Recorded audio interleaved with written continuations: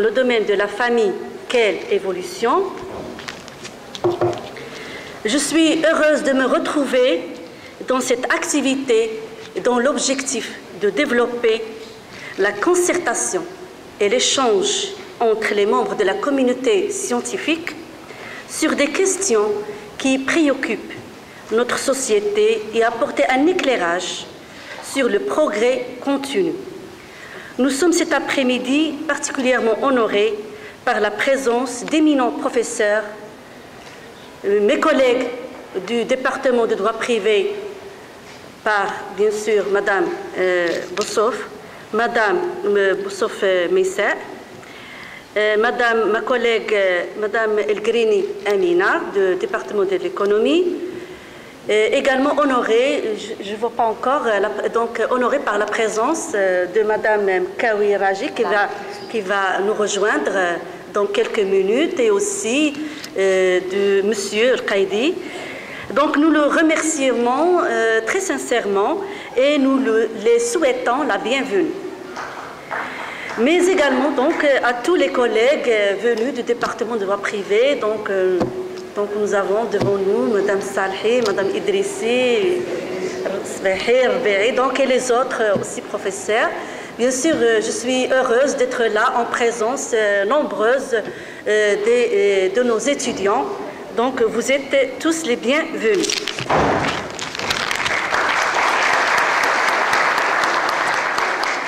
Chers auditoires, comme vous le savez, le droit de la famille, c'est un droit original, car il se nourrit des données humaines, il s'agit des comportements, il régit les comportements les plus intimes, des données scientifiques, donc sociologiques, démographiques, biologiques, et d'idéologie. Le droit de la famille est construit sur des valeurs morales attachées aux droits et libertés fondamentaux. Il est également original par sa dimension symbolique. Le droit de la famille est le miroir de la société qui le produit, sans oublier qu'il est facteur d'équilibre individuel et de cohésion sociale. Au Maroc, à l'instar, et je veux ici apporter quelques éclaircissements sur la notion même du droit de la famille. Au Maroc, à l'instar des pays arabo-musulmans, il n'existe pas de droit de la famille au sens occidental du terme. Celui-ci fait partie de ce qui est communément appelé le statut personnel, englobant le droit de personne, le droit de la famille et le droit de succession. Ces trois disciplines constituent même le cœur du droit musulman, car leur réglementation provient de la source première constituée par le Coran. On comprend dès lors la difficulté qu'a le législateur à modifier ou à compléter la loi. Le défi est double pour le législateur. Comment, tout en conservant une approche respectueuse de la religion, base du système social et même politique du Maroc, est noué avec la modernité en adaptant le droit aux évolutions de la société. Nier purement et simplement les données religieuses conduirait à violer le sacré, le domaine du sacré, alors que les Marocains musulmans sont attachés aux fondements de leur religion. Il ne saurait non plus être question de passer outre le processus de modernité qui imposé par la globalisation et les nécessités de la vie urbaine. Ainsi, le droit de la famille, c'est la discipline la plus sensible, créant exclusivement dans notre pays un débat national chaque fois qu'elle fait l'objet de réformes, puisque la famille reste l'espace culturel qui traduit par excellence l'identité de chacun.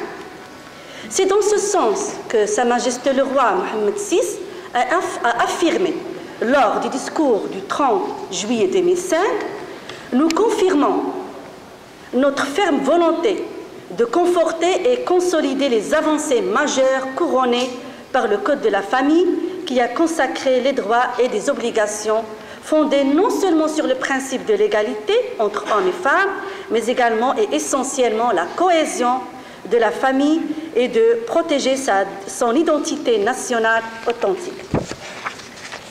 Le législateur, avec la réforme du 3 février 2004, a accepté donc d'opter pour un nouvel équilibre des relations égalitaires au sein de la cellule familiale afin de protéger et de garantir les droits de l'épouse et ceux de l'enfant. De manière plus globale, l'objectif est d'assurer la préservation de la famille en tant qu'entité qui comprend à la fois l'homme, la femme et l'enfant.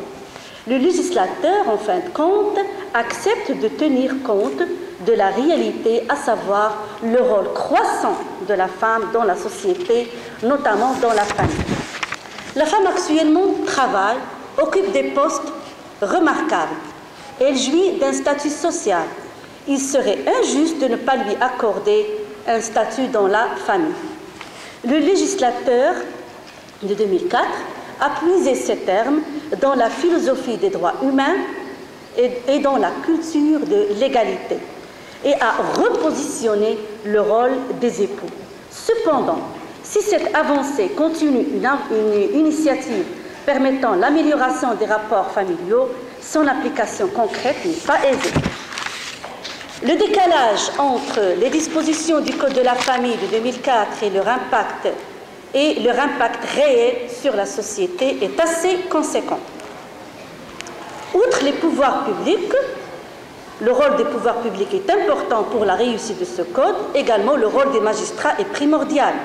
Les magistrats doivent assurer le respect des réformes du Code de la famille, puisque ce dernier a prévu une large marge d'intervention aux juges et leur donne une grande liberté d'interprétation et d'application des textes de ces dispositions. Donc, vu tous ces arguments-là, le programme de cette demi-journée a essayé de répondre à ces hypothèses. Et donc, on a comme intervenant qui a essayé de traiter des thèmes d'ici et de là, parce que le thème est très large. Donc, on va commencer par Madame Bossoff, qui va nous parler du droit et la valorisation économique du rôle de la mère au foyer. Nous avons Madame le professeur Mina El-Grimi, professeure de l'économie, qui va nous parler de femmes et pilotage de performance. Et puis, Madame Leila Bensedrine, c'est la coordinatrice d'abord de l'organisation de cette demi-journée, en collaboration avec le département de droit privé, et elle est la coordinatrice du master droit de la famille, qui va nous parler du thème concernant la discrimination de la femme salariée, quelle protection. Également, Madame Raja Nejim Kawi, qui va parler de la croissance du phénomène du divorce. Et Madame Ibn Khaldoun va parler du rôle de la famille dans la réussite scolaire des enfants. Et Monsieur Touhamir Qaidi, c'est un avocat et professeur vacataire dans notre faculté, qui va parler du regard critique sur les nouveautés de la Moudouana entre volonté du législateur et application de la loi. Pour ne pas tarder, je vous souhaite à tous et à toutes d'excellents travaux. Merci pour votre attention.